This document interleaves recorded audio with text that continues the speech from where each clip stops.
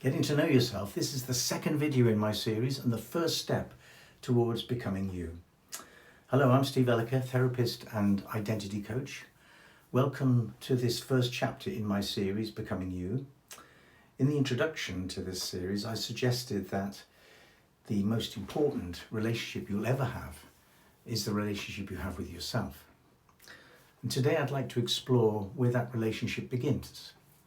And it begins with simply getting to know yourself. Now that may sound surprisingly obvious. Most of us would probably say, of course I know myself. I've lived with myself all my life. But have you? Or have you simply lived with your habits, your responsibilities, your routines, your worries and your reactions without ever becoming genuinely curious about the person underneath them?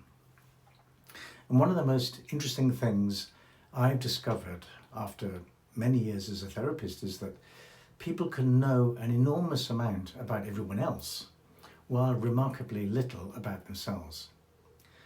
They know what their partner needs, they know what their children need, they know what their employer expects of them. They know how to avoid conflict, for example. They know how to keep everyone else comfortable. But when I ask a simple question like, what do you need? Many people become completely silent.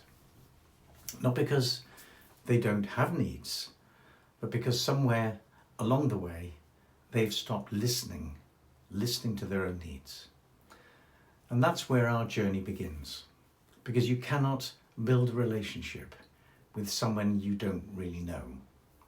Imagine meeting someone new. You wouldn't expect a close friendship to develop overnight. You would spend time together. You would ask questions. You would become curious about who they are. Gradually, trust would grow because understanding had grown first. The relationship with yourself works in exactly the same way. Yet many of us spend years judging ourselves before we've even taken the time to understand ourselves. We criticize our anxiety without asking what it's trying to protect us from. We judge our sadness without wondering what it has to say. We condemn our fears without becoming curious about where they first began.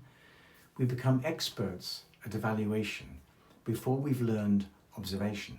Therapy at its best gently reverses that process. Instead of asking, what's wrong with me? It asks, what's happening inside me? Now that is a profoundly different question. And throughout this series, I'll be talking about what I call the filial psyche, a model, a psychological made up of three familiar parts. Your inner child, the emotional part of you that feels joy, sadness, fear, loneliness, and excitement, and the inner critic, the voice that has developed beliefs about you and the world, often in an attempt to keep you safe. And then there's your nurturing parent, your inner nurturing parent, the wiser, kinder and emotionally mature part of you that learns to understand, guide and care for the other two.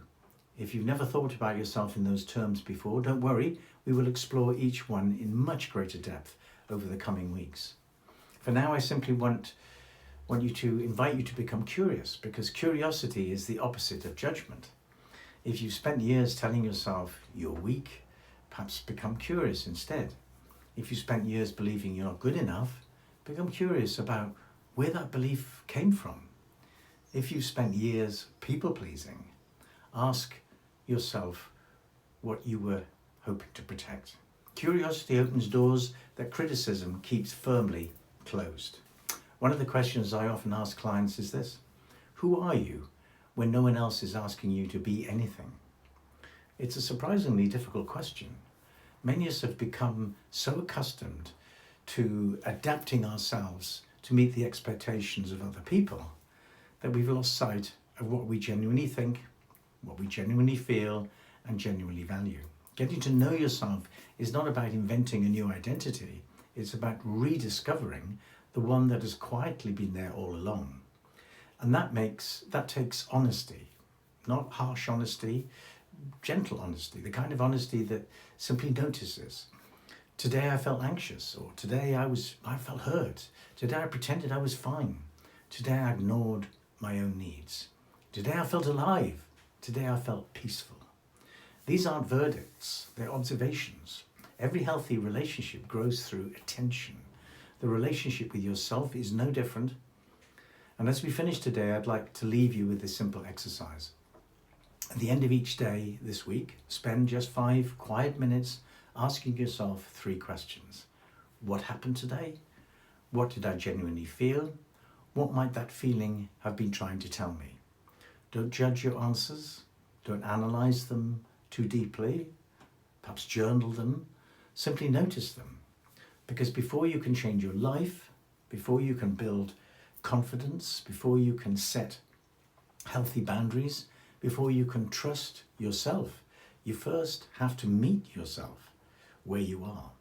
And perhaps that's the invitation of this first chapter.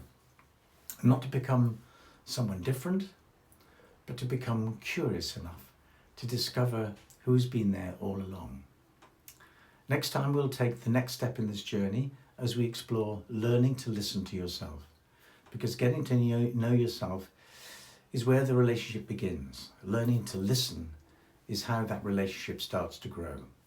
Until then, be kind to yourself, stay curious, and remember, the strongest relationship you will ever build is the one you build with yourself.